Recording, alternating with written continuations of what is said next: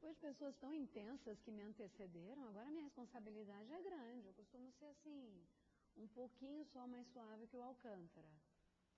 E o Pedro um pouquinho mais ou menos parecida. Quando a gente vem à casa espírita, a gente vem sempre em busca de alguma coisa. E geralmente nós estamos em busca do entendimento da questão da dinâmica do sofrimento. Por que a gente sofre? Interessante. Será que alguém aqui já sofreu uma vez na vida? De alguma coisa, por qualquer motivo? Será que sofre ainda?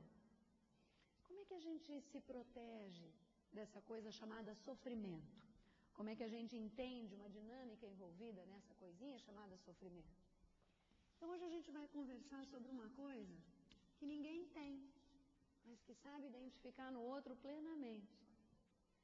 E a gente vai fazer um paralelo, na verdade nós vamos fazer uma comparação, uma outra coisinha que ninguém sofre. Mas nós vamos fazer diferente. A gente vai tentar fazer isso relacionado a isso de uma outra forma. Porque quando a gente vem à casa espírita, a gente esquece, e talvez não sabe, não só esquece, mas talvez não saiba mesmo, que a doutrina espírita é, antes de qualquer coisa, uma doutrina esclarecedora. E por isso, ela é consoladora. Então, quando eu entendo por que eu sofro, eu tenho condições de lidar melhor com isso, estabelecer estratégias mais adequadas para as minhas situações onde eu tenho que ser resiliente. Muito mais do que enfrentar, eu tenho que tirar algo positivo de uma situação negativa. E como é que eu aprendo isso? Através dessas informações, e a doutrina é extremamente benéfica, extremamente lógica, racional e esclarecedora quanto a isso. Então vamos começar com uma historinha que alguns de vocês já sabem, com certeza, mas outros ainda não, então a gente vai relembrando. Havia uma situação em que um casal estava envolvido, era uma situação muito difícil, eles estavam com um problema muito difícil para ser resolvido. E esse problema envolvia vários aspectos, familiares, financeiros, etc. E eles estavam assim, num beco sem saída. E, poxa vida, como é que a gente ficou tão emaranhado nesse problema? Como que a gente se envolveu nessa rede perigosa que nós não conseguimos mais sair? O que está acontecendo com a gente? Aí o sujeito do casal, o esposo, disse, olha, vamos fazer o seguinte, vamos sair, vamos espairecer, vamos dar uma saída. E o casal saiu da sua casa e foi fazer alguma coisa para arejar um pouco a cabeça e receber um pouco de inspiração. Quando eles voltaram, ficaram extremamente surpresos que ao chegarem perto de sua casa, estava tendo uma festa na sua própria casa. E ninguém entendeu nada. Como é que está tendo uma festa na minha casa? Ué, mas invadiram a nossa casa. E ficaram super preocupados até pelo aspecto de que ninguém estava preocupado, quem estava dando a festa, que o casal fosse voltar. E chegaram, deram uma olhadinha e tinha um povo muito esquisito ali dentro. Umas pessoas estranhíssimas.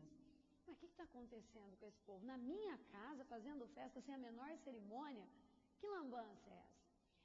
Bateram na porta e atendeu um senhor muito bem arrumado e disse, vocês chegaram? Pois não, entrem. Como entrem? Essa é a nossa casa. Não, mas eu queria apresentar algumas pessoas para vocês que estão envolvidas na sua problemática. Algumas pessoas envolvidas na nossa problemática, mas quem sabe da nossa vida somos nós. Não, faço questão que você os conheça. Vem aqui, venha conhecer essa moça simpática. De repente chega uma moça magrinha, toda bonitinha, musculosa e fazendo exercício, toda dinâmica.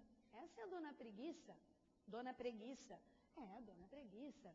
Ela sempre está envolvida na resolução dos problemas, né? E muitas vezes eles não se resolvem por causa disso. Eu nem conheço essa Dona Preguiça, e outra Dona Preguiça deveria ser alguém muito preguiçoso. Não, mas ela precisa estar envolvida numa dinâmica muito complicada, dá trabalho para ela. Dona Preguiça é muito dinâmica, ela participa muito ativamente da vida da gente. E o casal foi ficando muito ressabiado. E assim foram apresentados, por exemplo, a Dona Vaidade, toda simples, singela, humildezinha. Dona Vaidade desse jeito, claro, ela tem que invadir a sua intimidade de uma forma muito sutil, muito sem você perceber muito, porque afinal de contas, dona Vaidade tem que fazer com que você abrace a sua causa. Então ela tem que entrar na sua vida muito devagarinho, te inspirando coisas muito diferentes daquilo que realmente você vai se tornar. Bom, e aquela senhora ali também, estranha, quieta num canto, aquela quietinha ali no canto, é a dona Avareza. Avareza, mas peraí, avareza é uma coisa, né, econômica? Não, ao contrário, ela está ali, olha, se você quiser, ela te distribui um dinheirinho. Ela fica toda quietinha, pronta para te dar um dinheirinho. Ué, mas ela não é a dona Avareza? Mas ela, a dona Avareza, ela chega também devagarinho. Ela vai primeiro dando e ensinando você a como guardar. Eles ficaram tão impressionados com aquilo, uma situação tão estranha, tão esdrúxula, e olharam um menininho, aí se identificaram. Era um garotinho loiro, tal qual um anjinho, todo de cabelo encaracoladinho, cachinhos loirinhos, do olhinho azul, a pele bem alva, e de uma alegria contagiante. Era o tipo do bebê, 3, 4 aninhos, que a gente queria ter no colo. Aquela coisa gostosa, aquele bichinho delicioso que todo mundo quer levar para casa. Aí eles olharam e falaram, bom, aqui tem uma exceção. Aquele garotinho é algo absolutamente incrível. Esse a gente quer que fique aí dentro de casa. Pois não, vem cá, orgulho, vem cá. Ué, como? Orgulho. Orgulho é assim. Olha como a aparência dele é bonitinha. Mas ele é assim mesmo. Pega ele no colo. Não, peraí, orgulho. Que coisa mais esdrúxula, acho que a gente está sonhando. Talvez, disse o senhor muito simpático que os atendeu, mas nós estamos aqui na sua casa a seu convite. Como a meu convite? Nunca convidei nenhum de vocês. Pois é, mas os convites também são sutis. Agora tem uma coisa, vocês parecem que estão envolvidos em alguns problemas. Então vamos fazer o seguinte, nós vamos te dar uma deixa. E todo mundo se reuniu na frente do casal, esperando, e essa deixa era, você pode escolher um de nós para sair da sua casa.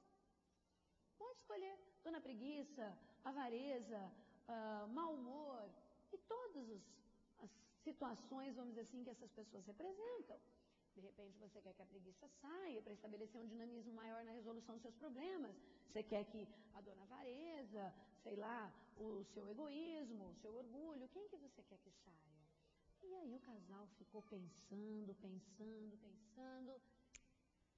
E assim, olhando ali no jardim, tinham algumas pessoas interessadas que esse casal resolvesse a própria vida, e alguém soprou alguma coisa do jardim. Uma leve borboleta ultrapassou os limites ali daquele jardim e inspirou aquela mulher do casal. E ela disse, o orgulho, mas aquele menininho tão singelo, risonho, pelo menos de se ver é o mais bonito deles. Não, bem, o orgulho.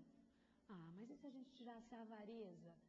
Bem, o orgulho, a preguiça, sei lá, a gula, aquela moça tão simpática, a gula, bem, o orgulho. Tá bom, bem, o orgulho. A decisão está tomada? Sim, nós queremos que o orgulho saia. Mas, bem, nós precisamos do orgulho. Bem, o orgulho, tá bom, o orgulho saia. Imediatamente, todos se transformaram naquilo que realmente eram. E o orgulho se transformou numa pessoa horrível, num homem de semblante horrível, que passava uma imagem assustadora de algo muito poderoso. Aquele menino singelo, na verdade, não era nem menino e nada de singelo.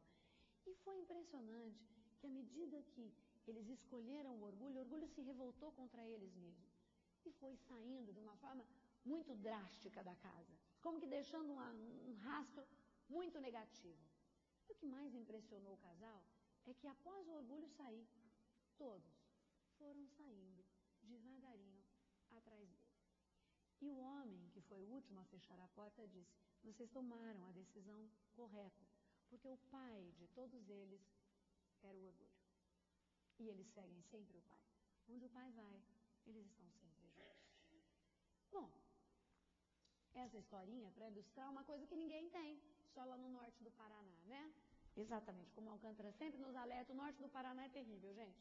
Mas de qualquer maneira aqui ninguém tem. E a gente fica se perguntando, se ninguém tem, por que o Evangelho se preocupa tanto com isso? Porque no Evangelho está muito claro, quando ele fala do orgulho e do egoísmo, ele diz, são duas situações, dois sentimentos, dois estados de ser e de espírito, que nós temos que combater com muita veemência. Diz até que é o alvo que nós devemos dirigir todas as nossas forças para que seja combatido, especialmente o orgulho. E reiteradamente os Espíritos nos alertam contra ele.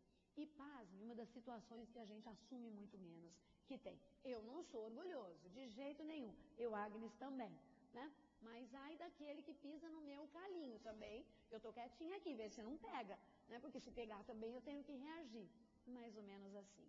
Então, uma situação em que a gente não consegue identificar, e por isso fica tão difícil fazer a identificação com a instrução dos Espíritos. Mas é muito interessante que a gente nega, né, a questão do orgulho, e o orgulho é um dos maiores entraves para a gente praticar a caridade. A gente falou de uma lei para ter um dia da caridade. Eu acho isso com toda sinceridade, uma imbecilidade, né? Daqui a pouco nós vamos ter que ter o dia do amor, o dia do beijo, o dia do abraço, o dia da caridade, o dia, já tem, né? O dia do aperto de mão, o dia da consideração, o dia do respeito. E quem sabe assim nós vamos nos mobilizando naquele dia, como aquele sujeito que só vai ver a mãe no dia das mães, né? Como se o dia das mães fosse um ponto de catarse para lembrá-lo de que você tem mãe. E o dia dos pais também está próximo. Então é muito interessante como a gente considera cada um dos dias à medida que a gente vai sentindo cada sentimento que o envolve na pele. Então eu pergunto, o que nos impede de ser caridosos? Vamos tirar um dinheirinho do bolso e dar no sinaleiro? Vamos colaborar doando a roupa que a gente não quer mais? Ótimo! Todas essas coisas são muito boas. Mas que tipo de gentezinha está morando aqui? Para que a gente possa realmente ter uma festa com convidados mais agradáveis dentro do nosso coração. Aí a gente fica perguntando, bom, se a gente tem uma questão envolvida entre orgulho e a gente vai fazer um paralelo com a decepção, deve ter uma porta de entrada para eu começar a me mobilizar, porque Jesus disse, vigiai e orai. Ótimo, mas eu vigio, oro e às vezes não identifico essas coisas. Bom, eu quero ser caridoso. Qual é a porta, qual é o caminho para que eu possa me voltar para a caridade de uma outra forma? Onde ela passa a ser essência, onde ela passa a ser realmente algo que eu consigo aplicar no meu dia a dia com prazer e não com obrigação. De que forma eu faço isso? Um dos bons exercícios para começar a questionar e a praticar a caridade é o perdão. Perdão é uma coisa que não combina com orgulho.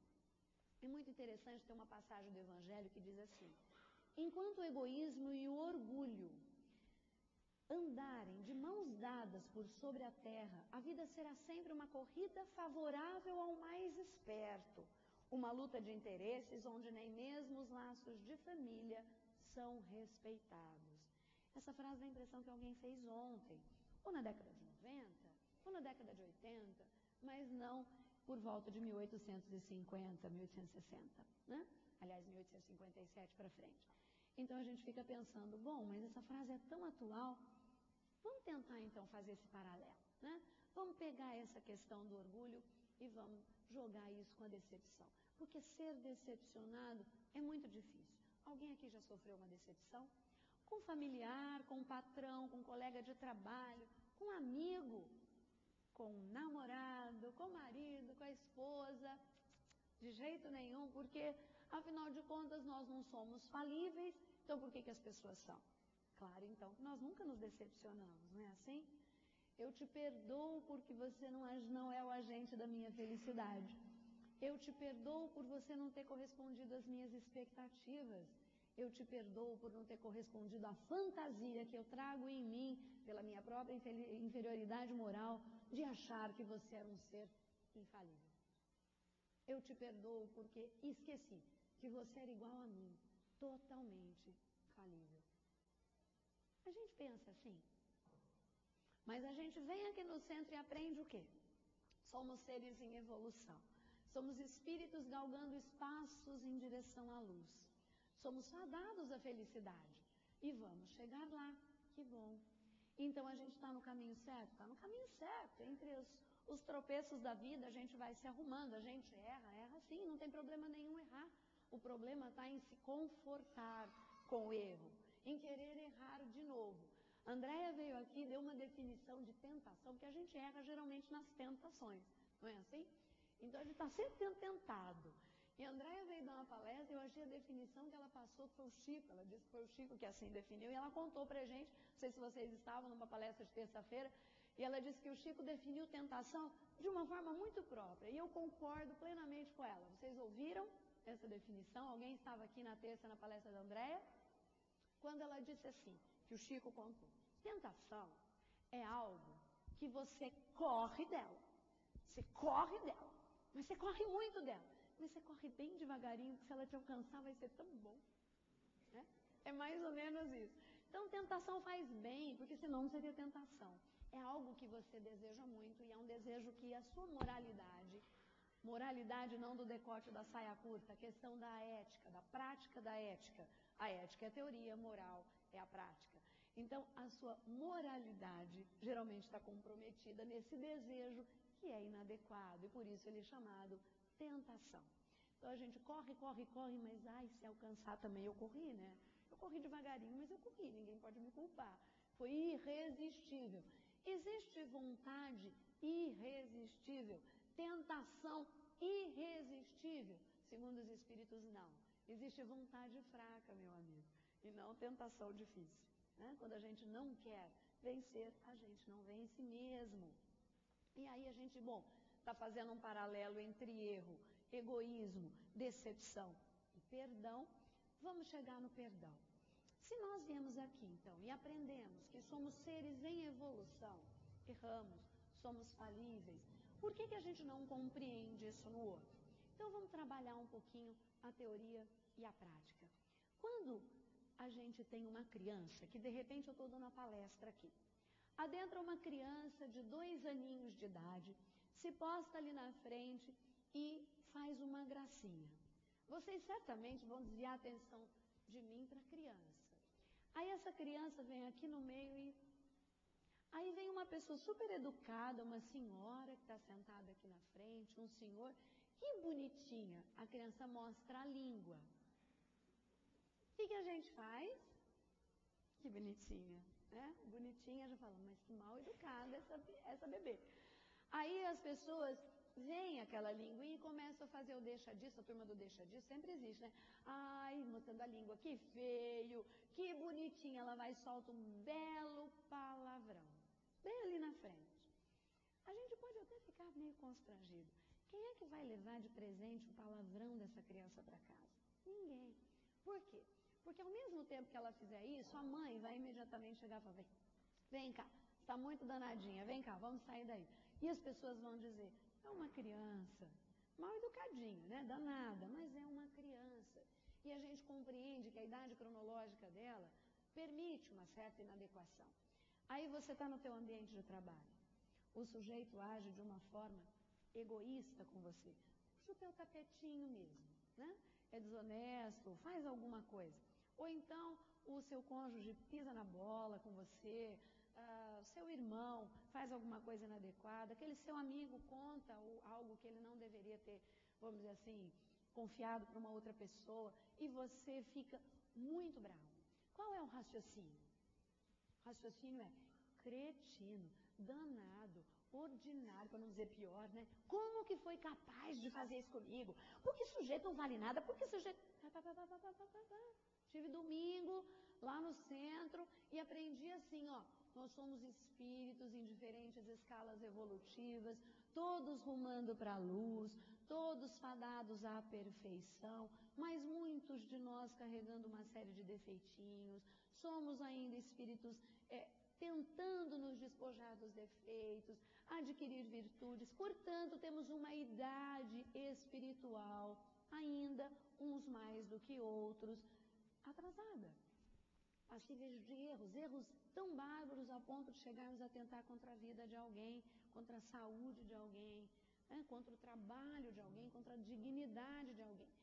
Essa percepção vem à cabeça quando alguém pisa na bola com a gente? A gente vive a idade cronológica da criança, a gente vê, sente, experimenta crescimento de criança. A gente observa isso toda hora, mas a gente não observa o óbvio.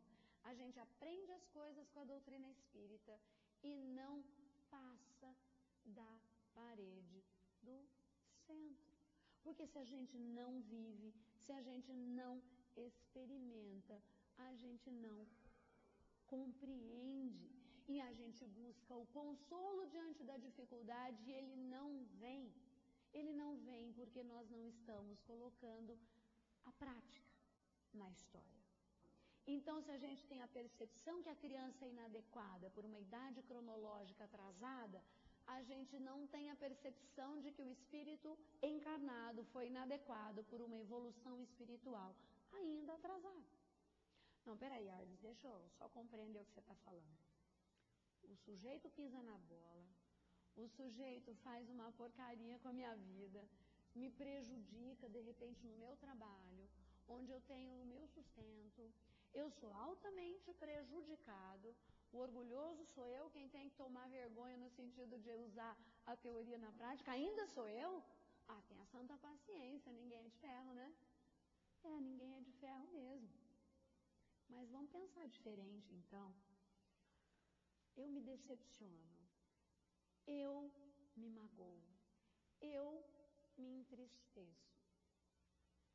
Qual é o sujeito aí da frente? Eu e eu. Sujeito tem uma vida do cão. Sujeito foi moldado de uma forma inadequada. Sujeito recebeu um modelo extremamente negativo. Será que eu levo, às vezes, isso em consideração? Muito fácil dizer, não dou esmola para bandido. Eu só queria que você estivesse na casa, com aqueles modelos, com aquela condição de ensinamento e com aquela condição de moralidade envolvida. E aí, eu queria saber o que você se tornaria diante daquele contexto. Então, não tem realmente que dar esmola para bandido, mas tem por obrigação da prática, do extramuros da doutrina espírita, do extra-parede de centro espírita, tentar mudar não o indivíduo, e sim o contexto. Por que nós somos contra a pena de morte? Porque achamos de um tamanho egoísmo e de uma imbecilidade. Por quê? Porque quando você tem a fábrica e você produz, por que você mesmo quer eliminar o produto final? Além de todo o conceito da própria vida que nós não temos direito. Sabemos que são irmãos nossos, agentes kármicos inclusive, porque é necessário que o escândalo venha, mas ai daquele pelo qual ele vier. Então não faz sentido, eu produzo e eu quero matar, mas eu estou produzindo todo dia. O que é que eu faço para mudar o contexto? Que ação minha, pequena, eu exerço em sociedade para mudar o contexto? Que ação minha eu fiz para mudar o contexto lá na minha casa, lá no meu ambiente de trabalho, onde eu fui decepcionado, onde eu sofro, coitadinho de mim, todas as consequências. Então, eu até fiz uma palestrinha um pouquinho menor na mesma tônica no Desarte e fiz um exercício com o pessoal. E vou fazer agora todos nós juntos, vamos fazer. Fechem os olhinhos, todo mundo de olhinho fechado. Vamos fazer um exercíciozinho. Por alguns segundos vocês vão se concentrar só na minha voz. São alguns segundos mesmo. Eu só quero que, sem ter que fazer muita força, vocês se concentrem agora em um papelzinho branco. Tentem imaginar um papelzinho branco. Tentem limpar o que está na cabecinha e imaginar algo branco. É difícil, mas você consegue. Agora, sem fazer quase nenhuma força, pense se alguém, nesse momento, de alguma forma, por qualquer motivo, pode estar decepcionado com você, com ou sem razão do teu ponto de vista. Alguém que de alguma forma está chateado, entristecido, enfim, decepcionado com você. Mesmo que você tenha justificativa para a sua atitude. E abre o olho. Foi muito difícil pensar em alguém que pode estar triste com você? Foi muito difícil pensar em alguém que pode estar decepcionado com alguma atitude tua? Não importa a justificativa que você tem. Foi muito difícil? Então, peraí, estamos fazendo uma descoberta nova. A gente também decepciona. A gente também magoa. Poxa, mas eu não fui te ver, eu sei que você estava precisando, mas é que eu não tive tive um contratempo. Não tenho tempo. Não estou podendo. Não era a minha prioridade. Mas também eu precisava me defender. Não, isso faz parte do gerenciamento. Não, é uma questão de controle da empresa. Não, é uma retenção, uma questão de custo. Não, eu tive que fazer isso porque fui pressionado. Não, peraí, eu tenho que ver o meu lado. São frases que a gente usa todo dia e que atrás delas tem alguém. Alguém que no contexto você também decepcionou. O pai, a mãe, o vizinho, o amigo, o empregado, o patrão. Então a gente também decepciona. E quando a gente decepciona? Então a gente tem a questão do orgulho, a gente tem a questão da caridade, tem uma relação direta com o perdão, que é muito difícil de ser exercitado. E essa questão do perdão perpassa por essa dificuldade de contexto e de aplicar uma estratégia adequada para a gente se livrar dessa situação, consequentemente do garotinho loirinho. Bom, então como é que a gente faz? A gente geralmente faz errado. Vamos pensar nas estratégias da gente. Quando alguém pisa na bola. Meninas, o sujeito vai e... Tentação é tentação, né, gente? Como é que fala? A carne é fraca. Meninas da plateia. O sujeito vai e pisa na bola do jeito que a mulher mais gosta, ou seja, sai com outra garota, né? Todas as mulheres aqui pensam, é uma questão espiritual. O sujeito é mais atrasadinho, né? Vamos passar uma borrachinha por cima, deixar tudo como tá tudo certo. O que vocês acham, meninas? Dessa evolução nossa espiritual? Nossa, gente, dá até um negocinho assim nas costas, né? A gente tem muito pouca capacidade, né? Tem pouquíssima capacidade para entender isso. Mas aí no que a gente pensa na primeira coisinha? Meninas, confessem. Ah, mas você me paga, cachorro sem vergonha. Não é assim? A gente sempre quer dar o troco. Tem um exemplo mesmo do cotidiano, coisas de conversa das mulheres toda hora. Mas quando o sujeito faz alguma coisa para mim que eu fico muito chateado, eu quero mais é que ele...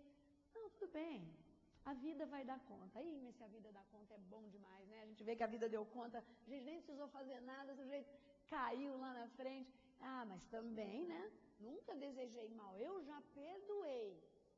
O que é perdoar mesmo? Alcântara, eu vou contar ou eu deixo para eles procurarem depois? O que é perdoar? Não existe nenhuma definição absoluta de perdão que abarque tudo isso. Porque tem uma relação direta com amor e amor ninguém define. Até temos algumas definições, mas é algo tão complexo de ser vivido, ser sentido, ao mesmo tempo é tão simples e tão prazeroso, que ficam difíceis todas as definições. Nós podemos pegá-las, todas as que existem, juntá-las, e talvez assim a gente consiga compreendê-lo, mas não defini-lo numa pura e simples uma ou duas frases. E afinal de contas, o que é perdoar? O que é perdão? Não vamos tentar. Ah, esquecer o que me fez. Ninguém esquece quando pisaram na bola com você. Alguém aqui esqueceu alguma grande decepção? Levanta para mim a mão quem esqueceu uma grande decepção. Esqueceu. Não tem jeito. Alguém aqui esqueceu uma grande alegria? Um grande prazer que teve na vida? Não, porque são emoções, elas estão registradas no nosso espírito. Não é para esquecer decepção. Quem disse que é para esquecer uma tristeza, uma decepção? Uma forma de saber se eu perdoei, ou seja, eu ressignifiquei aquilo. Eu consegui transformar o sentimento que envolveu a minha decepção. Isso, também de uma forma muito simples, seria o perdão. Cada vez que você conseguir lembrar daquele ato daquela situação que você foi decepcionado e não sentir a emoção do ato ou restos dela, aí você perdoa. Alguém te fez alguma coisa muito difícil de ser suportada, você ficou realmente muito chateado, muito decepcionado. Você consegue lembrar daquilo, simplesmente dizendo, puxa vida, na época eu fiquei tão chateado, ou vem um desconforto, vem uma emoção, às vezes até uma vontade de chorar, a raiva, vem a angústia. Se vem o sentimento, ou partes de sentimentos sentidos no ato da decepção, não existe perdão. Então é difícil, muito difícil perdoar. Porque a gente lembra e há um desconforto, e às vezes até vem uma raivazinha, vem uma coisa muito complicada, e às vezes vem intensamente. Então não existe perdão quando existe qualquer um desses sentimentos ainda aflorando, mesmo que em doses mais baixas. Bom, mas eu tenho que perdoar e a estratégia inadequada que eu uso, então é vingança? É, vingança. Aí eu vou contar de novo aquela historinha, rapidinho, que eu já contei aqui em uma das palestras anteriores, não me lembro, mas como que a gente às vezes não tem o olho de ver, né? Um sujeito trabalhou numa empresa por muito tempo, por cerca de 40 anos, e ele estava se aposentando, e ele trabalhou chefiando obras para uma construtora, uma grande construtora. E o sujeito era tão competente, ele ficou tão amigo do patrão, e ele se envolveu com esse patrão, ele realmente dava tudo que ele podia. Sabe o sujeito que veste a camisa da empresa? Que não é sua. Mais interessante, ele fazia mesmo a coisa acontecer. E era muito valorizado por aquele patrão. Bom, estava para aposentar, aquela coisa, puxa, eu acho que você, né, vou sair da empresa, uma coisa que eu gosto tanto, mas tudo bem. Acho que eu vou ser, vamos dizer assim, de alguma forma, premiado pelo meu patrão, vão me fazer uma festa, não sei, alguma coisa ele vai me dar, né? Porque eu sei o quanto que ele vai sentir com a minha saída da empresa, e o tanto de gente que eu ensinei, e o povo que está comigo, e os familiares, inclusive, comovidos, um sujeito tão dedicado ao trabalho, chamaram e falaram, ó, nós vamos fazer um cruzeiro em família, vai ser no dia tal, logo depois que você sair da empresa, a gente já comprou um cruzeiro, nós vamos aí em 20 pessoas da família, nossa, mas eu nunca fiz um cruzeiro, entrar num navio, que coisa bacana, puxa, olha, e depois eu vou continuar fazendo meus bicos aí, a aposentadoria não é tão ruim assim, e o sujeito já estava entrando numa boa nessa nova situação de vida. E super empolgado, porque ele pela primeira vez ia viajar com a sua família.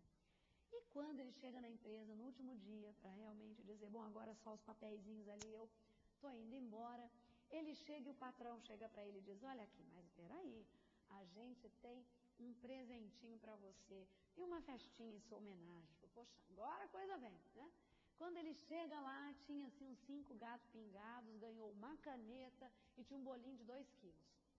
Cortado com a faca da empresa, aquela faca que todo mundo sabe, né? Que fica sempre na gaveta, a mesma, sem nenhum tipo de consideração.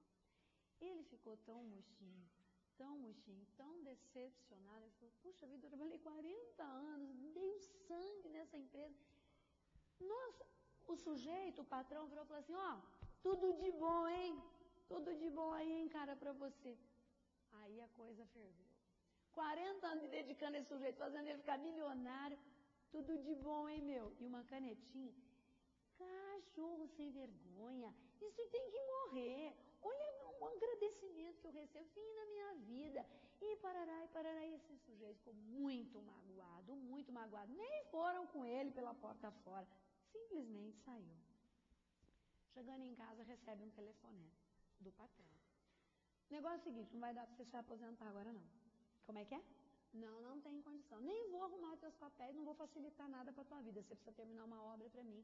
De qualquer maneira, tive uma encomenda agora, é um trem assim, ó, de última hora, se vira, você vai ter que voltar e só você pode fazer isso. Não tem outra alternativa.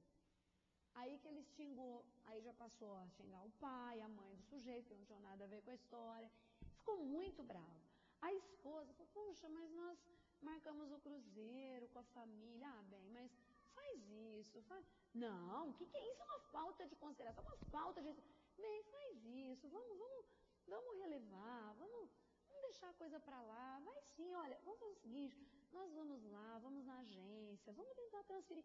Mas você não está entendendo, é no mínimo 6 a 8 meses para eu fazer essa obra. Ele quer uma casa. Bem, não tem importância, você trabalhou a vida inteira com dignidade, vai fazer teu último trabalho, a esposa deu maior força, mas que dignidade, o que deixa esse sujeito comigo? Chegou na firma, contratou o pessoalzinho lá para levá-lo, contratou não, pegou o pessoal que ele queria levar, levou para a obra. Imagina tudo que ele pôde fazer de forma relaxada numa obra. Cavuca aí, manda bala, faz esse alicerce do jeito que vocês quiserem, manda bala que tem que subir parede. Ah, não tem não sei o que, substitui, pega aquele outro produto, não tem importância. E ó, na obra. Não, deixa quieto, o cliente dele não é exigente, deixa quieto. E foi e permitiu que a obra fosse, maquiou bonitinho. Deixou tudo arrumadinho e tal. Fulano de tal, não tinha falado com o patrão, exceto por alguns entraves burocráticos nesse meio tempo. Depois do tempo transcorrido, fulano, seguinte, terminei, tô te levando a chave aí, já fechei, tá tudo certo, tudo arrumadinho. Tá bom, então quando é que você vem me trazer aqui? Não, vou te trazer tal hora. Quando ele chegou na empresa, na hora combinada, ele achou meio estranho que estava um movimento muito grande, né?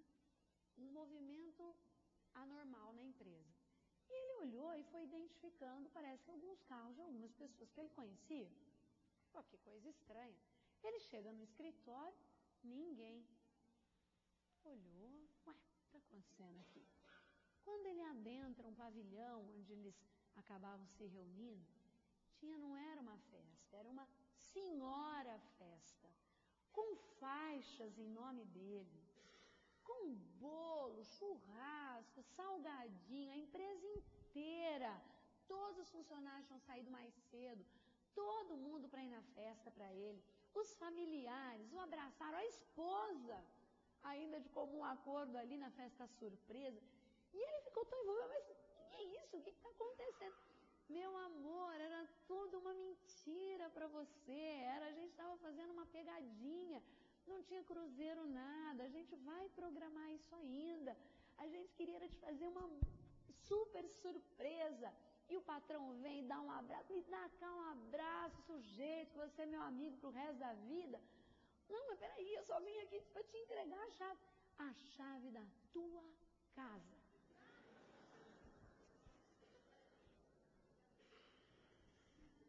Fala a verdade. Tempo é uma coisa que a gente não recupera mais. Demorou para aprender isso. É igual saiu uma crônica outro dia de, se não me engano era Rubens Alves, não sei, alguém que escreveu e colocaram no jornal. Que a gente parece aquela criança que ganha uma bacia de jabuticaba quando a gente enfrenta o tempo. Quando a gente ganha uma bacia de jabuticaba madurinha e docinha, o que a gente faz? De repente, a gente observa que está acabando a bacia de jabuticaba. O que a gente faz? A gente começa a comer até a casca, porque é tão docinha e está acabando, parece que a gente já vai espremendo ela com mais capricho, para tirar todo o docinho. Mas aquelas primeiras jabuticabas, não, eu tinha muitas. Bacias de jabuticaba acabam. Pasmem, os de 18 a 30 anos acabam. E a gente faz isso com a vida da gente. A gente tem muita jabuticaba no começo e a gente desperdiça. Eu fui aprender isso depois dos 40. E cada dia eu chupo a jabuticaba com um pouquinho mais de gosto. Eu tenho a impressão que eu vou começar a chupar jabuticaba até o talinho, viu, Dorival? E é assim mesmo. E às vezes a gente não tem olhos de ver, a gente é impulsivo, faz parte. Mas olha para as pessoas quando sair daqui de uma forma diferente. Não precisa ser de uma forma especial, só parecida com a forma com que você se olha, com um pouco mais de tolerância. A gente não tem tolerância com o outro e exige que o outro seja infalível. E é assim até intramuros. Nem trabalhador espírita, e eu visto a carapuça, gosta de ser, de repente, contrariado. Trabalhador espírita também não gosta de ser criticado. Por quê? Haja menininho loirinho, mesmo no ambiente espírita. Então é natural? É natural. Mas como é que a gente conhece o verdadeiro espírita? Pelo esforço que faz para dominar as suas más inclinações. Não é isso? Então não tem problema nós sermos orgulhosos. O problema é a gente não olhar para isso. É a gente não conseguir fazer a estratégia adequada do perdão, que está intimamente relacionada com o vigiai e orai. Então a gente acaba concluindo uma coisa muito desagradável, porque quando a gente é inspirado para fazer algum tipo de palestra, geralmente é para a gente, né? Porque quem é a primeira pessoa que está ouvindo essa palestra? Né? E a gente acaba depois chegando a conclusões, não que a gente quer, mas que os espíritos querem que a gente chegue. E a conclusão que eu fiz no final dessa palestra, que eu fiz quase nada, né? Porque ela vem, doeu. Qual é a conclusão que a gente tira quando faz um paralelo entre orgulho e decepção?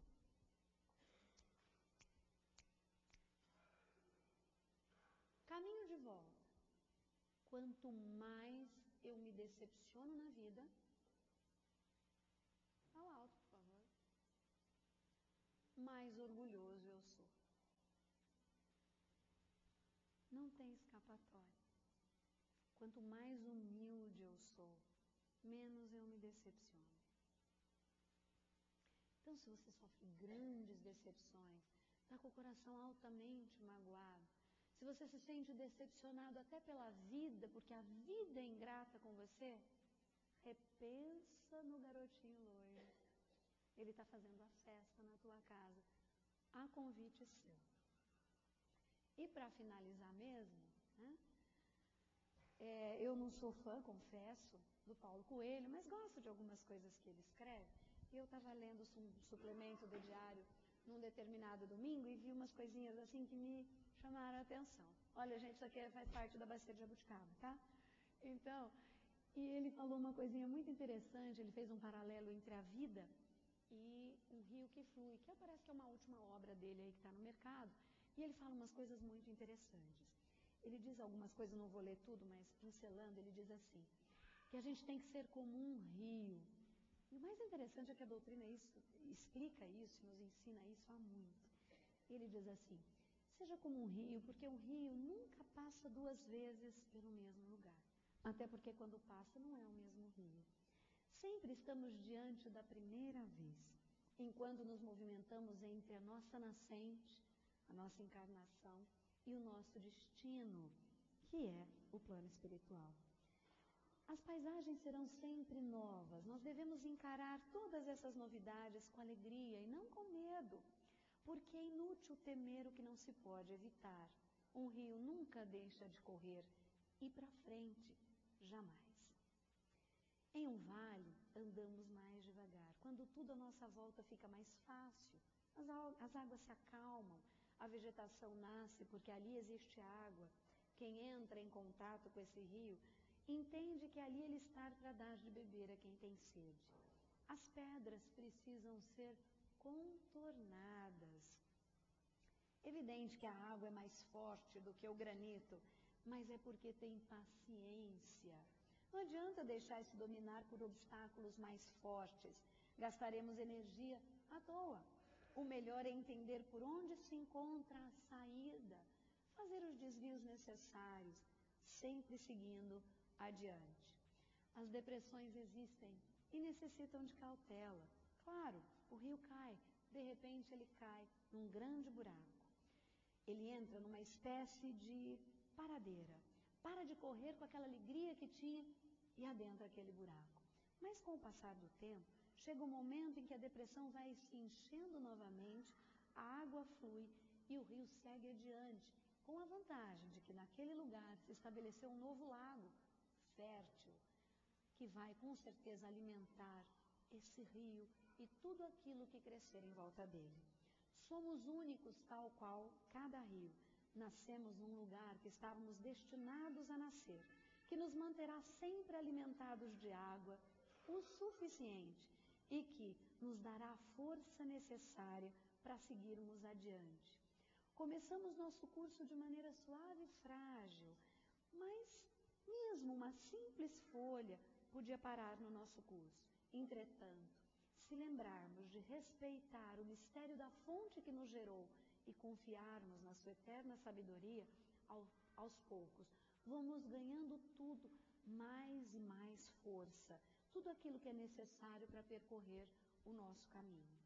Embora sejamos únicos, em breve seremos muito, porque é extremamente importante que o rio compreenda que todos os rios correm para o mar.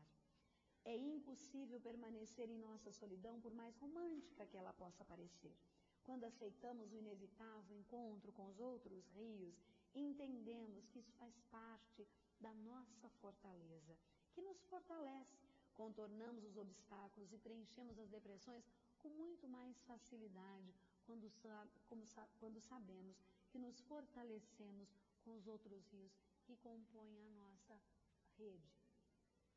Somos meio de transporte, de sabedoria, de cultura, de amizade, de boas virtudes e até de coisas que podem invadir algo que não deve. Por isso temos que ter muito cuidado com aquilo que transportamos. Somos rios e com isso temos que levar vida. Somos uma fonte de inspiração, mas nunca deixemos de entender, compreender e recorrer à fonte que nos criou. Então, que essa fonte pródiga, que nos trouxe a doutrina espírita, o Consolador prometido, possa nos envolver de uma maneira muito significativa nessa manhã, mas que fundamentalmente possa mudar, transformar o nosso jeito de ser, para que a gente possa ser menos orgulhoso e, consequentemente, menos decepcionado.